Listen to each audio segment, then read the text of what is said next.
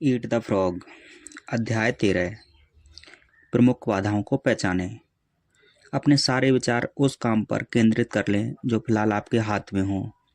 सूरज की किरणें तब तक कुछ नहीं जला पाती जब तक कि उन्हें केंद्रित न किया जाए। Alexander Graham bell.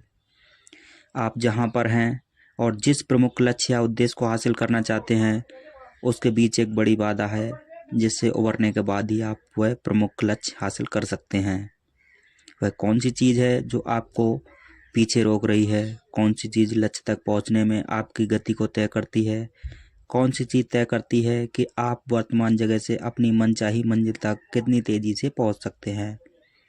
कौन सी चीज़ आपको वे मेंढक निकलने से रोकती है जो सचमुच में फ़र्क पैदा कर सकते हैं?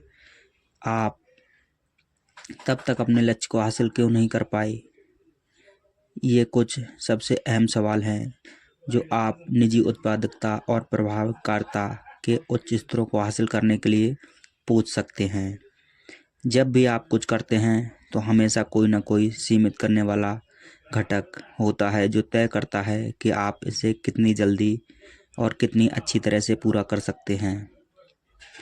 यह आपकी जिम्मेदारी है कि आप अपने सामने के काम का विश्लेषण करें और उसके भीतर के सीमित करने वाले उसी तत्व या बाधा पहुंचाने वाले तत्वों को पहचानें।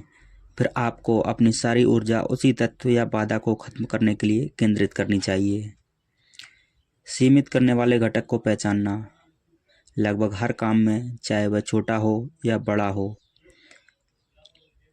एक अकेला ही घटक लक्ष्य को हासिल करने या काम को पूरा करने की आपकी गति को तय करता है। वह कौन सा घटक है? अपनी सारी मानसिक ऊर्जा उसी एक अहम क्षेत्र पर केंद्रित कर लें। यह आपके समय और गुणों का सबसे लाभदायक उपयोग होगा। यह बाधा कोई शख्स हो सकता है जिसकी मदद या निर्णय ही आपको ज़रूरत हो। कोई संसाधन हो सकता है जिसकी आपको आवश्यकता हो।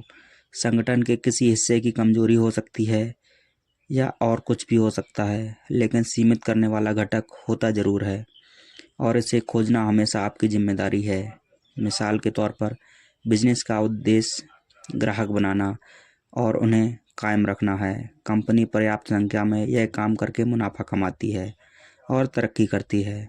हर बिजनेस को सीमित करने वाला एक घटक या चौक पॉइंट होता है जो यह तय करता है कि कंपनी कितनी जल्दी और अच्छी तरह से अपना उद्देश्य हासिल कर पाती है। यह मार्केटिंग हो सकती है, सेल्स का स्तर हो सकता है या सेल्स समूह भी।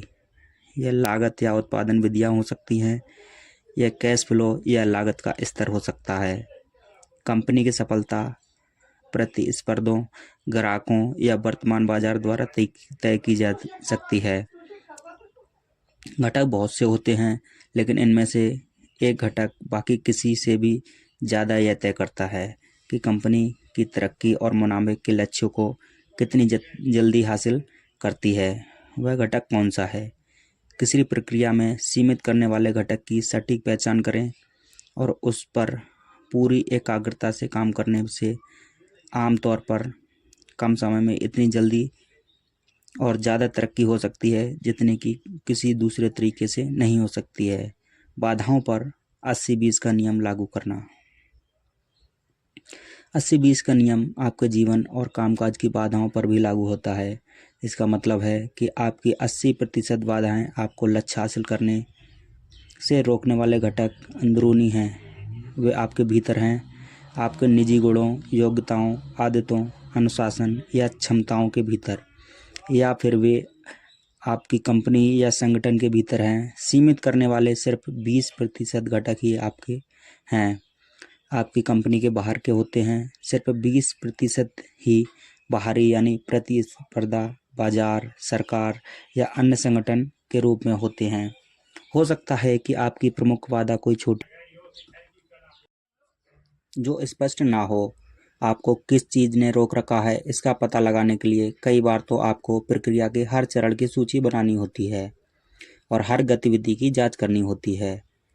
कई बार ग्राहकों की एक नकारात्मक अनुभूति या आपत्ति पूरी सेल्स प्रक्रिया को धीमा कर सकती है। कई बार किसी विशेषता की गैर मौजूदगी किसी प्रोडक्ट या सर्विस लाइन की बिक्री को बढ़ाने से रोक सकती है। अपनी कंपनी की ईमानदारी से पड़ताल करें। अपने 20 सहकर्मियों और स्टाफ को सदस्यों को गौर से देखें कि क्या वहाँ पर कोई प्रमुख कमजोरी है जिसने आपको या आपकी कंपनी को पीछे रोक रखा है और जो आपको प्रमुख लक्ष्यों की उपलब्धि पर ब्रेक लगा रही है। सफल लोग हमेशा बाधाओं का विश्लेषण करके इस सवाल से शुरू करते हैं, मेरे भीतर ऐसा क्या है जिसने मुझे पीछे रोक रखा है। वे अपनी मर्जी की पूरी जिंदगी पूरी जिम्मेदारी लेते हैं और अपनी समस्याओं के कारण और समाधान दोनों के लिए अपने भीतर झांकते हैं।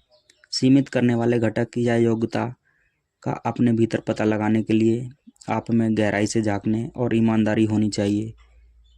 यह वह घटक या योग्यता है जिससे लक्ष्य हासिल करने की आपकी गति तय होती है। पूछते रहें, मेरे मनचाहे परिणाम पाने की गति किस चीज से तय होती है। सटीकता की कोशिश करें। बाधा को परिभाषित करने के बाद ही तय किया जा सकता है कि उससे निपटने के लिए किस रणनीति का इस्तेमाल किया जाए। असल बाधा को ना पहचान पाने या गलत बाधा की पहचान कर लेने से आप गलत दिशा में जा सकते हैं। इससे आप अंततः गलत समस्या को सुलझाने में जुटे रहेंगे। एक प्रमुख कॉरपोरेशन में मेरा क्लाइंट था। वह घटती बिक्री की समस्या से जूझ रहा था। कॉरपोरेशन के लीडर इस नतीजे पर पहुंचे कि प्रमुख बाधा सेल्स फोर्स और सेल्स मैनेजमेंट की गुणवत्ता है। उन्होंने मैनेजमेंट के पुनर्गठन और सेल्स पीपल को दोबारा प्रशिक्षण पर काफ़ी पैसा खर्च किया। बाद में उन्हें पता चला कि बिक्री की धीमी गति का मूल कारण एक अकाउंटेंट की गलती थी, जिसने गलती से प्रोडक्ट की कीमत प्रतिस्पर्धियों की तुलना में बहुत ज़्यादा रख दी थी। एक बार जब कॉरपोरेशन ने अपनी कीमत सुधार ली तो उसकी बिक्री दोबारा से बढ़ गई और वह मुनाफे में लौट आया। हर बाधा या चौक पॉइंट के पीछे आप इसे सफलतापूर्वक पहचान और हटा लेंगे। आप एक और बाधा सीमित करने वाला घटक पाएंगे। फिर भले ही आप सुबह समय पर ऑफिस पहुंचने की कोशिश कर रहे हों या सफल करियर बनाने में लगे हों, सीमित करने वाले घटक और बाधाएं हमेशा होंगी जो आपकी प्रगति की रफ्तार को तय करती हैं। यह आपकी जिम्मेदारी है कि आप उन्हें रोज़ खोजें और जल्द से जल्द हटाने के लिए अपनी ऊर्जा को केंद्रित करें।